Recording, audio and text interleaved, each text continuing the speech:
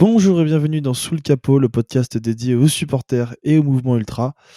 Bienvenue dans la deuxième partie de notre premier épisode d'introduction avec Nicolas Ourcade. Nicolas Ourcade, pour rappel, est sociologue à l'École centrale de Lyon et spécialisé sur les questions du supporterisme en France.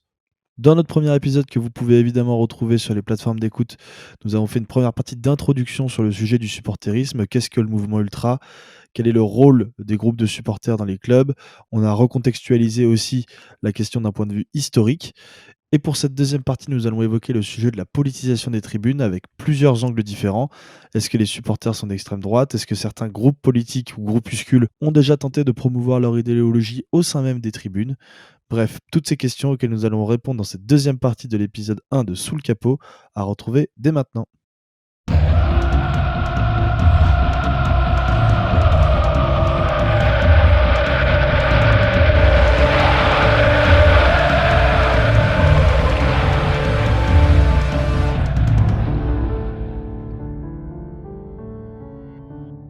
Je vous propose qu'on passe à une deuxième partie, qui est le sujet de la politisation des ultras, ou alors la politisation ou la politisation, donc on va en discuter un petit peu. Et du coup, moi je voulais commencer par casser une idée un petit peu reçue, que vous avez notamment cassé un petit peu déjà dans des publications que vous avez faites, qui est les ultras sont tous d'extrême droite. Est-ce que c'est vrai ou est-ce que c'est faux? Alors là, les sociologues n'ont pas toujours des réponses définitives, mais si la question est est-ce que les ultras sont tous d'extrême droite, la réponse est non. Je connais au moins 3 supporters ultras qui ne sont pas d'extrême droite. Non, mais blague à part, pourquoi on a l'image que les supporters ultras sont d'extrême droite? Parce que à une époque, dans les années 80, le supporterisme extrême est devenu un problème. Pourquoi? Parce que d'une part, il y avait une augmentation très forte de la violence, et d'autre part, parce qu'on avait beaucoup plus peur de ces violences parce qu'il y a eu des drames marquants, notamment le plus connu, celui de Du 1985 au Heysel, stade ouais. du Heysel à Bruxelles, hein, où il y a 39 morts avant la finale tant attendue de la Coupe des Champions entre Liverpool et la Juventus de Turin de Michel Platini. Et là, c'est en direct à la télé. Moi, j'étais adolescent, tu vis ça en direct, c'est extrêmement marquant. Et donc, le hooliganisme qui faisait commencer déjà à faire peur aux amateurs de football depuis les années 70-80, parce que les supporters anglais violents étaient, voilà, créaient des exactions lors de chacun de leurs déplacements. Là, ça devient vraiment une panique très très forte. Et donc, au même moment, la violence des supporters augmente et on en a beaucoup plus peur qu'avant. Par exemple, juste pour illustrer ça, dans les années 60-70, quand il y a des bombes agricoles en Corse avant les matchs de Bastia notamment, ça fait partie du folklore qui dit que c'est sympa, on est en Corse, il y a de la ferveur, etc. Les bombes agricoles dans les années 90, c'est du hooliganisme.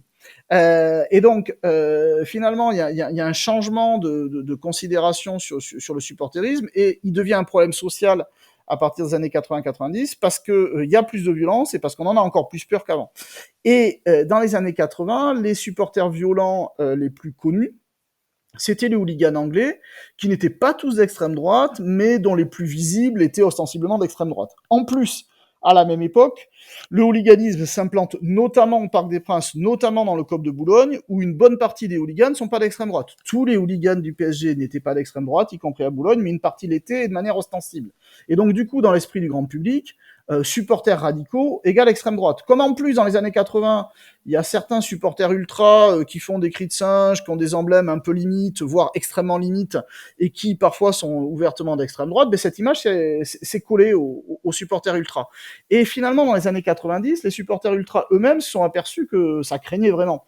Et on a vu plusieurs choses. On a vu d'abord une réaction des autorités qui n'ont plus toléré certains symboles d'extrême droite. Hein.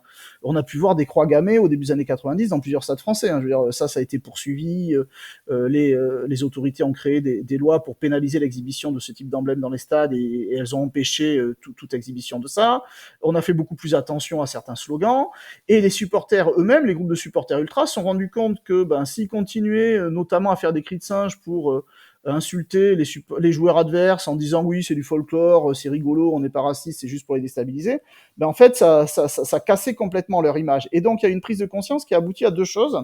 D'une part, dans les années 90, la grande majorité des groupes ultras ont dit on est apolitique, on rassemble des supporters de toute obédience et on veut surtout pas avoir de manifestation d'extrême droite pour être bien clair que nous on n'est pas des fachos et on n'est pas comme certains groupes de hooligans.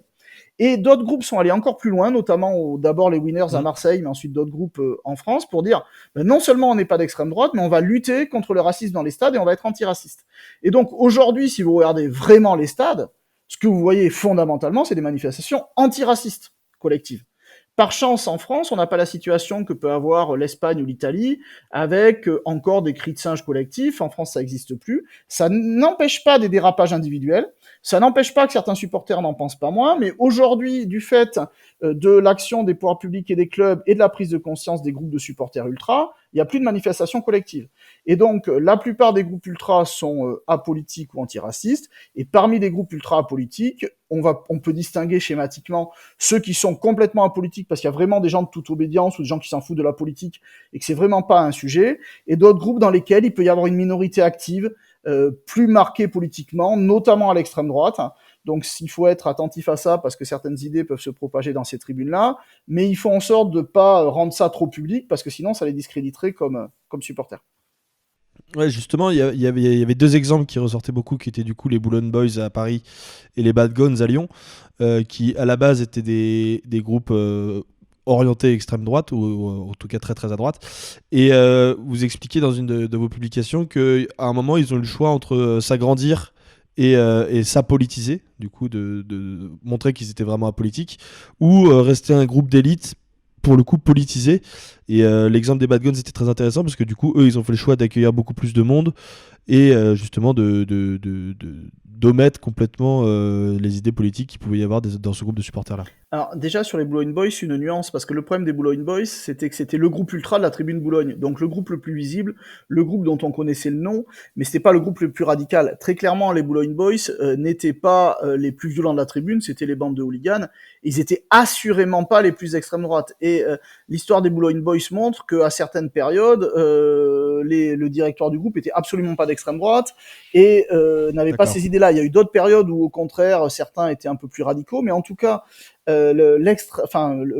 l'extrémisme de droite à Boulogne, il était beaucoup plus, d'une part, dans des bandes de hooligans, d'autre part, dans des bandes informelles qui profitaient du stade pour faire passer certaines idées. Effectivement, on entendait pas mal de slogans politiques à Boulogne. C'est ça, c'est ce que vous disiez tout à l'heure. Du coup, il y a eu une généralisation Ouais, de l'idée générale qu'il y avait sur ce groupe-là. ouais, mais c'est toute la difficulté de comprendre Boulogne, parce que Boulogne, si on fait une petite parenthèse, c'est une tribune très compliquée, parce qu'il y avait à la fois des hooligans, des supporters de coop classiques un peu à l'anglaise, je viens là pour chanter, et des ultras, les Boulogne Boys. Et au niveau politique, il y avait des gens orientés à l'extrême droite et d'autres pas du tout. Et donc ça a toujours été un maelstrom un peu compliqué avec différentes bandes. Et donc à Boulogne, oui, il y avait de l'extrême droite. Elle était dominante parce que c'est eux qui imposaient finalement une couleur politique à la tribune, mais elle n'était pas forcément dominante quantitativement parce que beaucoup de supporters se reconnaissaient pas complètement dans cette identité. Donc on ne peut ni nier l'identité d'extrême droite de Boulogne, puisque c'était un élément très très fort de cette Ouais. tribune-là, ni généraliser en disant tous les gens de Boulogne étaient d'extrême droite. Ensuite, l'exemple lyonnais, il est super intéressant parce qu'effectivement, les Bad Guns, à un moment dans les années 90, ils sont très très marqués à l'extrême droite, ils vont jusqu'à exhiber des croix gammées dans leur tribune, et arrive un moment où ils sont très minoritaires et très peu nombreux parce que trop de violence et trop d'extrémistes de droite. Et dans les années 2000, au moment où l'OL se développe, alors c'est schématique ce que je vais dire, mais Jean-Michel Aulas comprend que sans grand public, c'est pas possible. Il a besoin d'un grand public. Et donc, il a besoin d'associations de supporters. Et c'est l'un des premiers présidents à dire oui, les associations de supporters sont importantes. Oui, elles sont le 12e homme.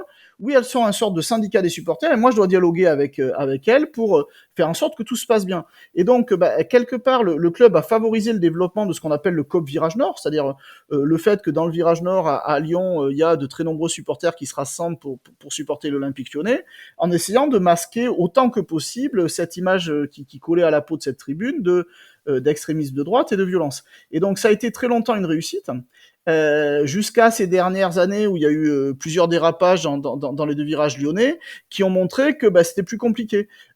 Souvent, si vous regardez les réseaux sociaux, vous lisez les bad guns, c'est des fachos. C'est là aussi, un peu comme pour Boulogne, complètement caricatural. Vous avez au bad gun des gens qui sont pas d'extrême droite, qui vont absolument pas dans le stade pour propager de telles idées, mais pour soutenir l'Olympique Lyonnais.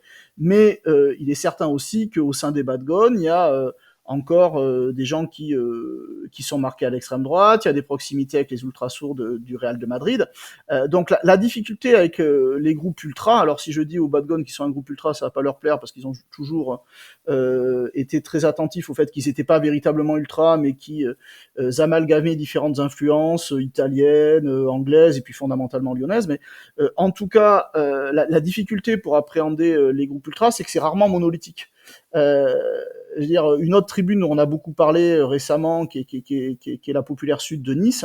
Oui, il y a des gens d'extrême droite dans la Populaire Sud de Nice, y compris d'extrême droite radicale, mais réduire la Populaire Sud de Nice à cette frange-là, c'est faux. Et même parmi les membres actifs de la Populaire Sud ou des Bad Guns, il peut y avoir des gens qui se reconnaissent pas du tout dans ces idées.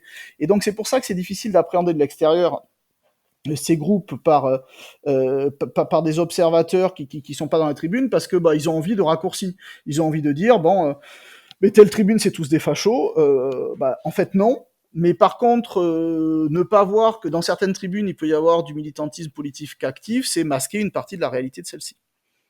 J'avais une question, toujours en lien avec la politisation des tribunes, justement, mais plus d'actualité, parce que j'écoutais l'autre jour une chronique de Clément Viktorovitch, qui est professeur de rhétorique, que vous connaissez peut-être, qui expliquait le concept rhétorique de la fenêtre d'Overton, qui est en gros de proposer une idée extrême, affirmer dans un second temps une idée qui est encore plus extrême pour que, justement, la première idée qui était extrême se normalise plus ou moins.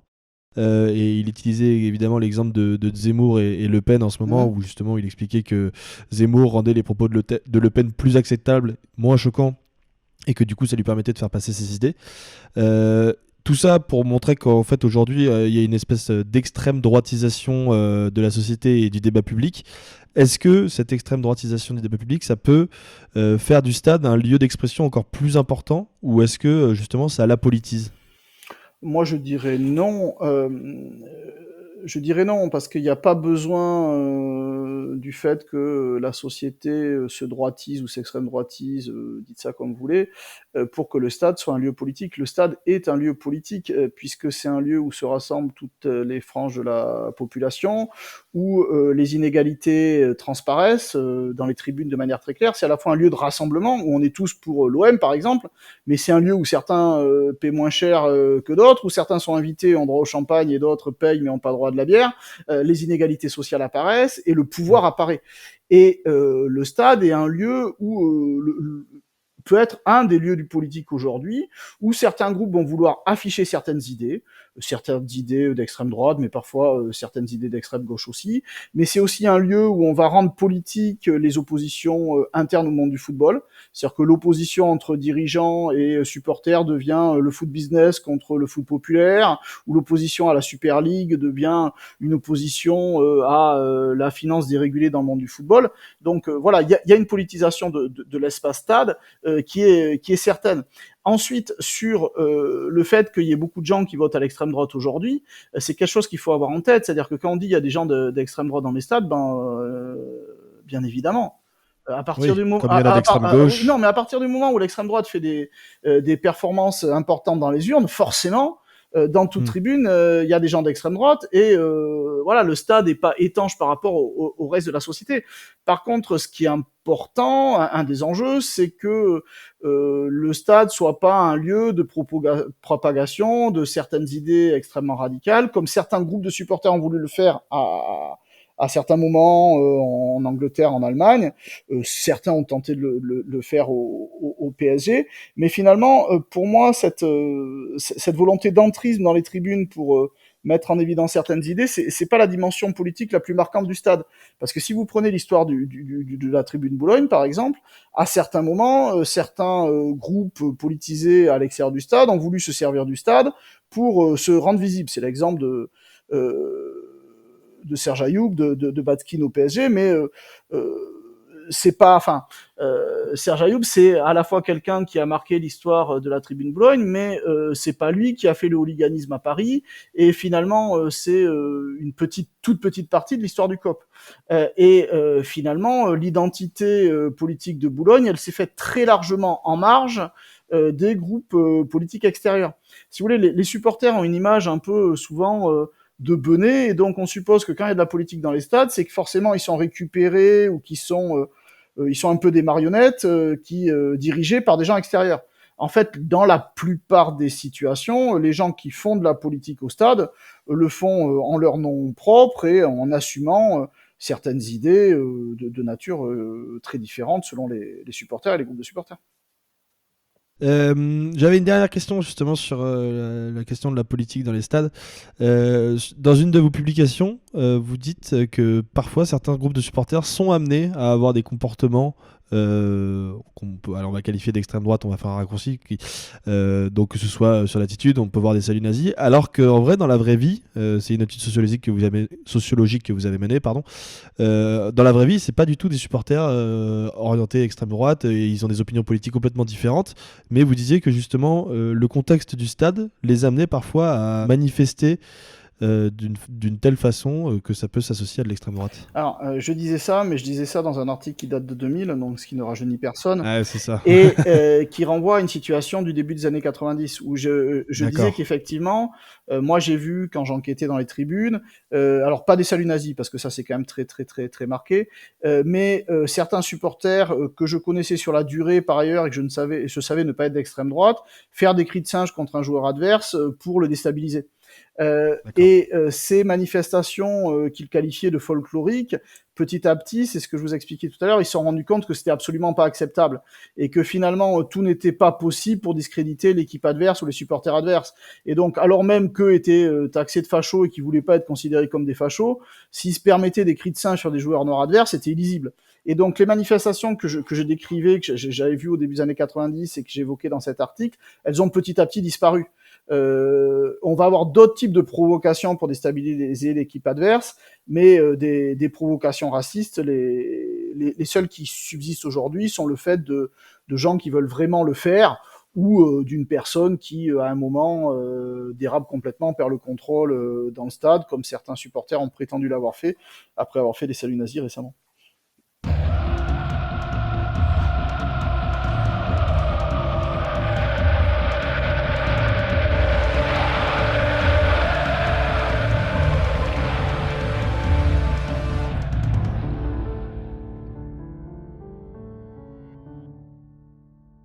Merci d'avoir suivi cette deuxième partie de notre premier épisode de Sous le capot.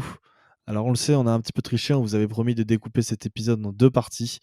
On a finalement décidé de le diviser en 3 parties, donc vous pourrez retrouver la troisième et dernière partie, cette fois c'est promis, de cet épisode dimanche prochain.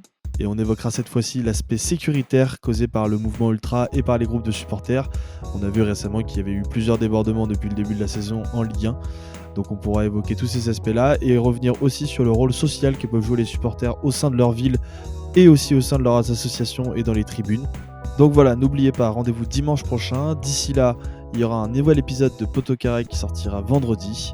Sur ce, portez-vous bien, prenez soin de vous et rendez-vous dimanche.